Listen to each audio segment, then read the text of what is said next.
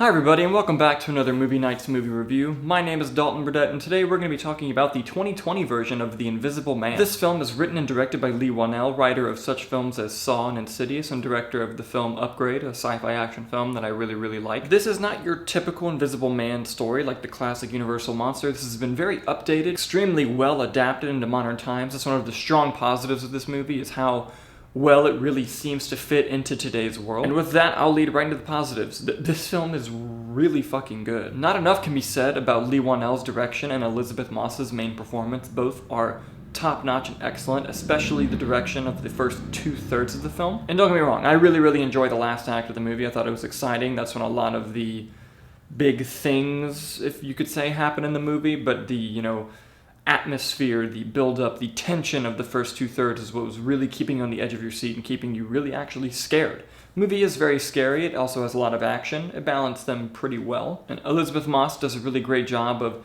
just showing someone who's been broken, beaten, both physically and mentally, and just begging anyone to believe what she's trying to say, when obviously if you tell someone that your crazy ex-boyfriend who is supposed to be dead is actually invisible, people are going to have a rough time believing you. And I know I touched on it a bit previously, but I can't emphasize just the atmosphere and tension that this movie builds through simply pure visual storytelling, pure filmmaking. The characters are very well written, which is another reason as to why that works so well, is because you care when characters you like are in potential danger. And it really just goes to show that sometimes less is more. It kind of harkens back to classic horror movies like Jaws that show, what's not really there can actually be scarier than what you actually see.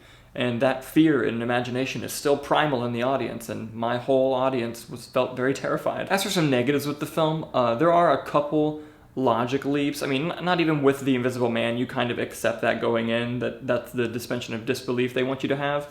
But just in terms of logic and plot holes, there are a couple that don't really add up, and when you think about it after the movie, and sometimes even during the movie, you're like, wait, but if that, okay. You can't really think about it too much. The script is a bit inconsistent in that way. But that may bother you, that might not bother you, but for a film that was so really well done, things like that tend to stand out a bit more. And while I enjoy each act of the movie, I think the first two-thirds of the film really take their time and just slowly let events unfold in front of your eyes, while the third act didn't feel rushed to be completed, but it felt like something had to happen every 10 minutes. And while the things that were happening were very cool, it was kind of a lot to take in. And this is a rare case where I think a movie would have benefited from actually being longer. I wish this movie was longer. But overall, Leigh Whannell does a masterful job as a director. Elisabeth Moss gives a killer performance, as well as other members of the cast. This film is really effective, it's really scary, it's really well modernized, and it's really exciting and action-packed towards the end. Invisible Man is pretty awesome, and I think you guys will love it. I'm gonna give The Invisible Man an A. Thank you guys so much for watching, and I hope to see you soon.